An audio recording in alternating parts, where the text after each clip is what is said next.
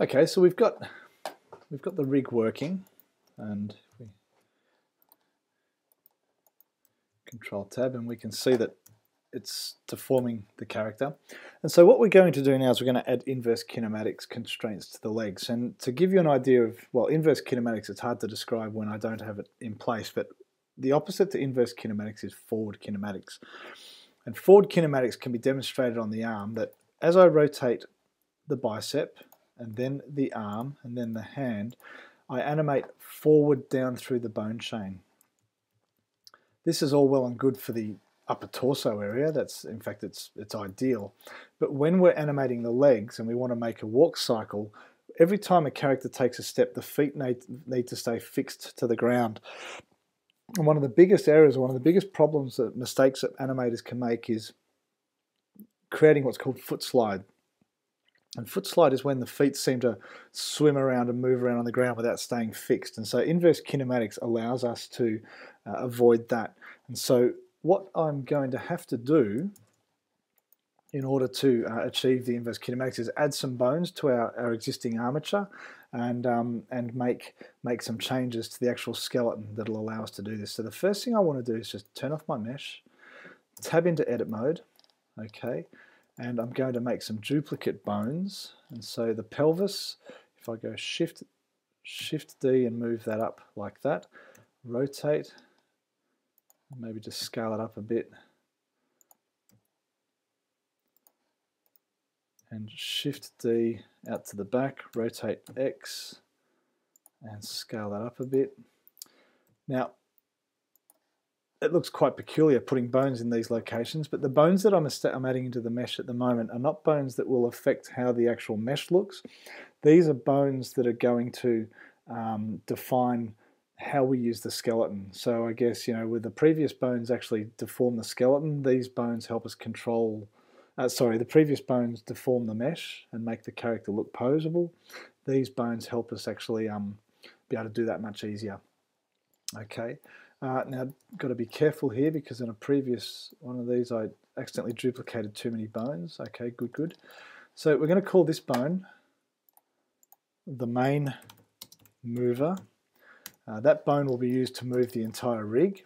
This bone will be called the IK mover, and it will be the bone that allows us to pose our legs and our character.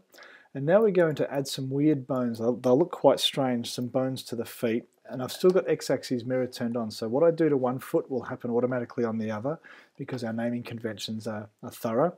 So Shift D, Z, let's drag those bones down.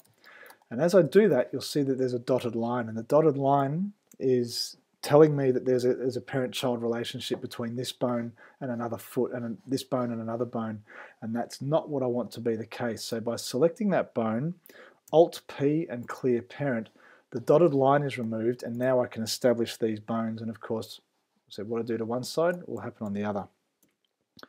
I'm going to take that bone up into the ankle like that, and I'm going to keep it long like this, and it looks a bit weird. It looks like a weird stiletto or high heel. What's important to recognize is, of course we don't see the bones, is that this bone, this bone, this bone, and this bone, these bones do not deform the mesh. They do not affect how the mesh looks. They only help us control the bones, the other bones. And so what I need to do is I need to turn off, I need to turn off this deform checkbox. As long as that's checked, these bones know that they are supposed to be changing the way the mesh looks. And so rather than do it all together, shift clicking and selecting all four of them, doing in one hit, which is quite lazy. We'll just do it individually, and this way I am certain to get them. Sometimes Blender can be fickle, and it won't let you do things in a big group. Okay, now what I need to do is pelvis becomes a child to the main mover. Keep it offset. The IK mover. The IK mover becomes a child to the main mover. Okay, and in the side view, we can arrange these so they look like a parallelogram. So we've got that shape there. And then the IK target becomes a child to the main mover. and with x-axis mirror on it does it for both. So now we have this peculiar looking rig, okay, and this is exactly what we want to see. Those 4 new bones, none of them are set to deform. Okay, and now in order to achieve the inverse kinematics constraints, we need to be in pose mode. We cannot do those in edit mode or object mode. So Control Tab, I'll deselect, Control Tab, and if we select our bones, we can see, if we have a look at how these work, okay, our parent and child relationships are working. Okay. The work that we're going to do now is primarily going to be around, pardon me, these bones down the bottom here now. Excuse me, a bit croaky. And so I want to put inverse kinematics constraints on these 2 calves. What I want to have happen is the bottom of this calf bone has to want to stay joined to this bone here. No matter what I do to this bone here, if I move it, this bone has to follow.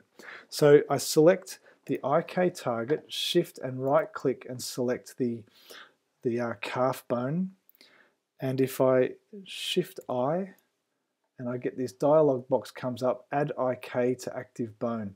Now what should happen when I select that is this bone here should turn yellow. So shift I to active bone and it turned yellow. Now if I select the IK mover and move it, we get this really weird funky movement, and what's happening is that this bone has IK, but it needs to, what the IK constraint needs to know is that this bone is part of a chain. Now if we look over here, we have our armature properties that we've worked with, we have our bone properties, and then we have our bone constraint properties. And so we select this button here, and we have a chain length of 0. And what that's telling me is that the IK chain is 0 bones long. Well, that's not right. The chain length is actually 1 and 2. So if I select 1 and 2, and you'll notice that the skeleton actually relaxes a bit there. We go to side view, and if I grab the controller now, we can see that that leg's now starting to bend, and whichever way I go, that yellow bone is trying to hit that target. Okay, so let's do the same thing again. Now x-axis mirror is irrelevant in here, so we don't have the benefit of the job being done for us. We have to right click, shift right click, shift I, add IK to the active bone, change the chain length to 2 in the bone constraints, and now in the side view I can make the character kneel. Okay, so that means that as the character's foot is on the ground, I can make him squat, jump. Also important to note is that if I grab the controller at the bottom here, the IK target, and move that around, it allows me to move the leg inversely. And this is where what inverse kinematics means. Rather than have to grab the thigh, then grab the calf, and then grab the foot to pose it, it means that I can actually grab it from this controller and pose the leg in one hit. Now the problem with what I'm doing here is, if you bear in mind that these here are the toes, as the character bends, his toes go through the ground. So I need to add one more constraint, and I need to do it to each foot. The top of the foot here, I need to add what's called a rotation constraint, or a copy rotation. And so we're going to add this constraint in a manual way. And so selecting the bone, and over here on the right hand side under bone constraints, add a constraint, copy rotation. Now the bone turns green, and we have this red field here because the copy rotation, we haven't targeted anything for the rotation to be copied. And so we have the target here, and what we can do from the scene, we can target the armature, the camera, the mesh. We can target the rotation of any object within the scene. We want to target the armature, and then we named the bones. We have IK mover, main mover, neck, pelvis, And if we go down through here, okay, there we go, bad mat. Okay, this is why naming is important. Let's just scroll out of that. Okay, so here is the importance of naming our bones. Let's just tab into edit mode.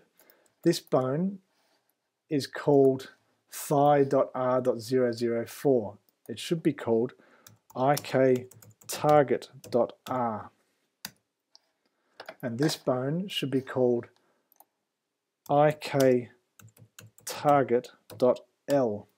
That was unscripted, folks. I was meant to put those names in, but what we can see from that is the importance of naming conventions. That's an IK target and this is an IK target. So now if we go back into pose mode, and I can now look for the rotation of iktarget.r, and the bone has just copied that rotation. What that means is if I rotate that bone like so, and I move, the foot stays planted. Let's do it again on the other side. Select the bone, add a copy rotation, select armature, select iktarget.l, and in side view, let's just pose that foot up, rotate it like so. And now,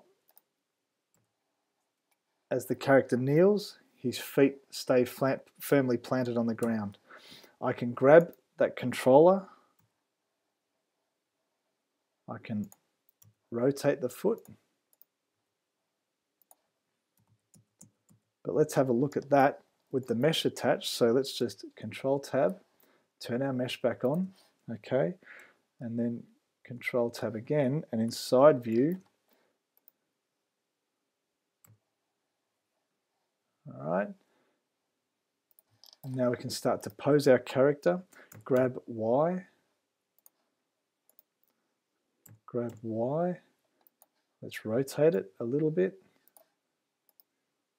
rotate that, grab Z, and you can see that by doing this, rotate, and now I can grab this and move it down, grab Y. It's very easy to pose our character. And we have the starting pose for a walk cycle. Okay, so that's rigging, and that's coming up with a very basic inverse kinematics rig using Blender. Okay, so as always the case, if you have any questions about what's happening here, anything's unclear, talk to your trainers in class. Take the time to practice. It does require a bit of patience through this, but good luck with it all, and we look forward to seeing all your rigged characters up and animated very soon. Thanks for your time.